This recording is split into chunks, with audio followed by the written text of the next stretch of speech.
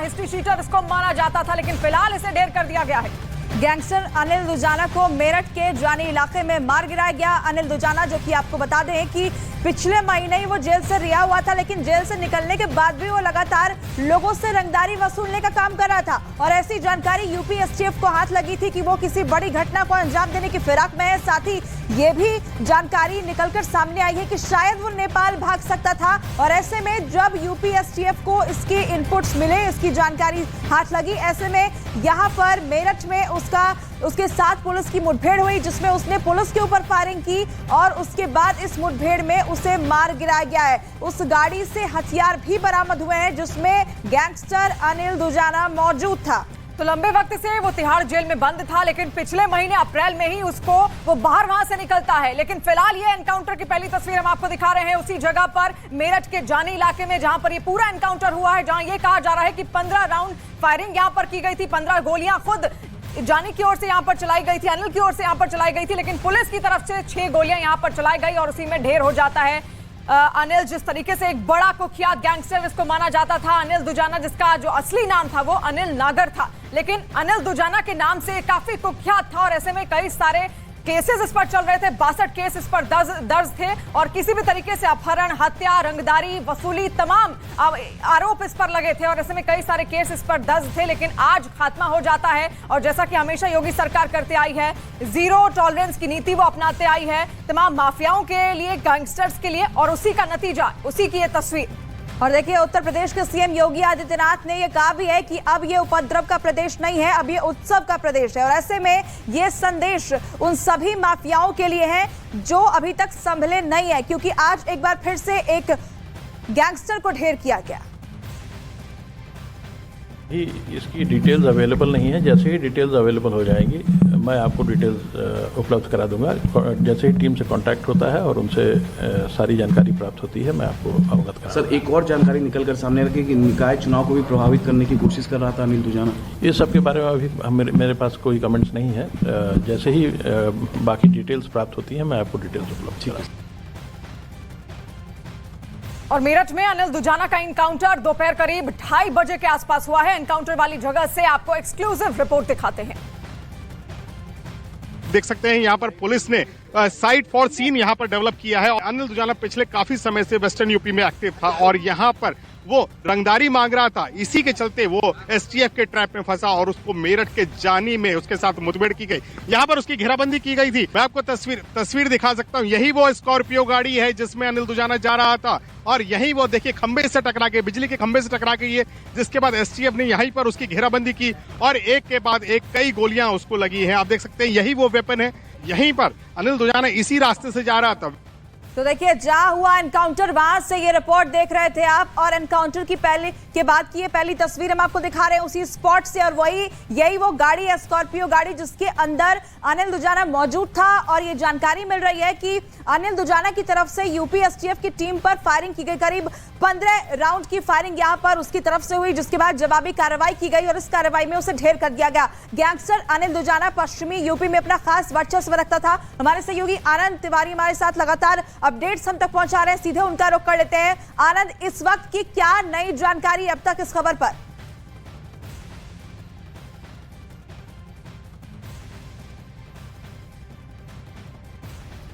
तो आनंद, हम उनके पास वापस लौटेंगे, लेकिन फिलहाल ये तस्वीर आप देखिए एनकाउंटर वाली जगह से तस्वीर हम आपको दिखा रहे हैं किस तरीके से इसी स्कॉर्पियो में वो उस वक्त सवार था और किसी भी तरीके से वो पुलिस के हत्थे नहीं आना चाहता था और इसीलिए वो भागने की कोशिश में था। कहा तो ये भी जा रहा है, खबरें ऐसी भी हैं कि वो नेपाल भागना चाहता था, यानी कि भारत से बाहर वो जाना चाहता था, क्योंकि बेहद कुख्यात ये जो गैंगस्टर था और ऐसे में कई सारे केस इस पर दर्ज थे। 62 केस इस पर दर्ज थे और ऐसे में गवाहों को लगातार धमकाने की कोशिश भी इसकी ओर से होती थी। अमित सिंह इस वक्त हमारे साथ जुड़ गए हैं। अमित, और क्या जानकारी फिलहाल यहाँ पर निकलकर और सामने आ रही है इस पूरे मसले पर? देखिए, फिलहाल अनिल दुजाना इनकाउंटर को लेकर अमिताभ यश की जो है वो सीनियर अधिकारियों के साथ लगातार बैठक चल रही है और अमिताभ यश ने अपनी टीम को पूरी बधाई दी है। जिस तरीके से सबसे पहले असद अहमद का इनकाउंटर होता है झांसी में, गुलाम, इस इनकाउंटर के बाद जिस तरीके से अब अनिल दुजाना का इनकाउंटर हुआ है, लगातार जिस तरीके से मुख्यमंत्री योगी आदित्यनाथ बैठकें कर रहे थे और वो पूरे प्रदेश को माफिया मुक्त करने की बात कर रहे थे, तो ऐसे में बड़ी जिम्मेदारी यूपी एसटीएफ के पास थी कि किस तरीके से उन्हें पश्चिमी उत्तर प्रदेश इसको, खासतौर से अगर बात करें कि वहां जिस तरीके से गैंगस्टर बढ़ रहे थे, जिस तरीके से माफिया एक्टिव हो रहे थे, उसे किस तरीके से खात्मा किया जाए। तो अनिल दुजाना को आज ट्रैप किया गया। जैसे ही यूपी एसटीएफ के अधिकारियों को जानकारी मिली कि अनिल दुजाना मेरठ पहुंचेगा और वो किसी अपने गुर्गे के पास वहां पर पहुंच रहा है, उसके बाद यूपी एसटीएफ के जो अधिकारी थे उन्होंने ट्रैप लगाया वहां पर और अनिल दुजाना को वहां पर रोका और कहा अनिल दुजाना से कि अब वो उसकी घेराबंदी हो सकती है, वो फरार नहीं हो सकता है, लिहाजा वो अपने आप को सरेंडर करे। लेकिन अनिल दुजाना की तरफ से बाकायदे फायरिंग की जाती है। वो पिस्टल भी यूपी एसटीएफ के अधिकारियों ने बरामद कर ली है, जिससे अनिल दुजाना ने यूपी एसटीएफ के अधिकारियों को पर फायरिंग की थी। तो फिलहाल जैसे ही इनकाउंटर हुआ उसके बाद तुरंत अमिताभ यश के पास इस बारे में जानकारी दिया गया। लोकल जो अधिकारी थे उन्होंने जानकारी दी कि अनिल दुजाना को उन्होंने ढेर कर दिया है और फिलहाल अभी भी वहां मौके पर जो लोकल पुलिस है वो मौजूद है। बताया जा रहा है कि 23 राउंड फायरिंग हुई है दोनों तरफ से। अगर हम बात करें तो अनिल दुजाना और यूपी एसटीएफ की तरफ से 23 राउंड फायरिंग। देख सकते हैं यहाँ पर पुलिस ने साइट फॉर सीन यहाँ पर डेवलप किया है। अनिल दुजाना पिछले काफी समय से वेस्टर्न यूपी में एक्टिव था और यहाँ पर वो रंगदारी मांग रहा था। इसी के चलते वो एसटीएफ के ट्रैप में फंसा और उसको मेरठ के जानी में उसके साथ मुठभेड़ की गई। यहाँ पर उसकी घेराबंदी की गई थी। मैं आपको तस्वीर दिखा सकता हूँ। यही वो स्कॉर्पियो गाड़ी है जिसमें अनिल दुजाना जा रहा था और यही वो देखिए खंबे से टकरा के, बिजली के खंबे से टकरा गई है, जिसके बाद एसटीएफ ने यहीं पर उसकी घेराबंदी की और एक के बाद एक कई गोलियां उसको लगी हैं। आप देख सकते हैं यही वो वेपन है। यहीं पर अनिल दुजाना इसी रास्ते से जा रहा था। तो गाड़ी की तस्वीर आप देख रहे थे जिस गाड़ी में अनिल दुजाना मौजूद था और इसी रूट से वो जा रहा था, जहां पर जानकारी मिलने के बाद यूपी एसटीएफ की टीम पहुंचती है। उससे सरेंडर करने को कहा गया लेकिन उसने सरेंडर करने के बजाय फायरिंग शुरू कर दी, जिसके बाद जवाबी कार्रवाई की गई और इस कार्रवाई में वो ढेर कर दिया गया। देखिए हथियारों की तस्वीरें हम आपको दिखा रहे हैं। उस गाड़ी से जो तस्वीरें सामने आई है हथियारों की वो हम आपको दिखा रहे हैं। न्यूज 18 पर एक्सक्लूसिव तस्वीर। यहाँ पर आप उसकी गाड़ी के अंदर की तस्वीर देख रहे हैं। ये गाड़ी जिसमें अनिल दुजाना मौजूद था और देखिए किस तरीके से वहां पर गाड़ी के अंदर हथियार थे, वहां पर बुलेट्स आप देख पा रहे होंगे और इन हथियारों को अब वहां की फॉरेंसिक टीम जो पहुंची है वो कब्जे में ले रही है। और आपको लगातार सबसे पहले एक्सक्लूसिव तस्वीर न्यूज 18 इंडिया पर हम आपको दिखा रहे हैं। उस स्पॉट से, उस जगह से जहां पर ये एनकाउंटर हुआ, ये वही गाड़ी जिसमें अनिल दुजाना मौजूद था और हथियारों की बरामदगी उससे की गई है। तो ग्राउंड जीरो पर न्यूज 18 इंडिया सबसे पहले पहुंचा और उसी की ये तस्वीर न्यूज 18 पर एक्सक्लूसिव तस्वीर हम आपको दिखा रहे हैं। किस तरीके से यही वो गाड़ी है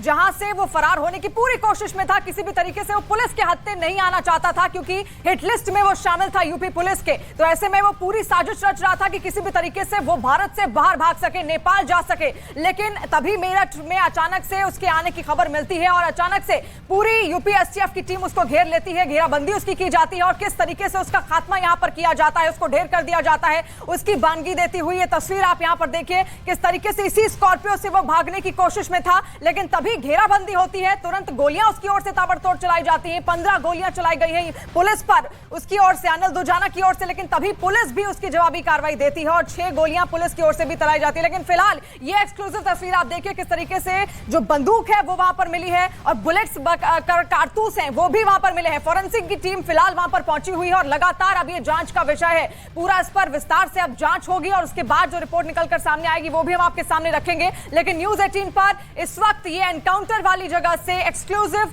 रिपोर्ट हम आपको दिखा रहे हैं, एक्सक्लूसिव तस्वीरें आपको दिखा रहे हैं। दोपहर 2:26 के आसपास ये पूरा एनकाउंटर हुआ। जैसे ही पुलिस को, यूपी एसटीएफ को उसकी खबर मिलती है कि अनिल दुजाना यहां से भागने की कोशिश कर रहा है और वो मेरठ के रास्ते ही, मेरठ के जानी इलाके से ही होते हुए जाएगा, तुरंत वहां पर टीम पहुंचती है। प्रशांत इस वक्त हमारे साथ जुड़ गए। प्रशांत, क्या मौके की तस्वीरें फिलहाल आप बताएंगे और क्या जानकारियां निकलकर वहां से सामने आ रही हैं? ये एक ऐसा कुख्यात गैंगस्टर था अनिल दुजाना जिसको एनकाउंटर में मार गिराया गया है और जो अभी एक ताजा खबर आ रही है उसके मुताबिक बस कुछ ही देर बाद DG law and order Uttar Pradesh के प्रेस कॉन्फ्रेंस करने वाले हैं और इस पूरी घटना के बारे में विस्तार से जानकारी देंगे।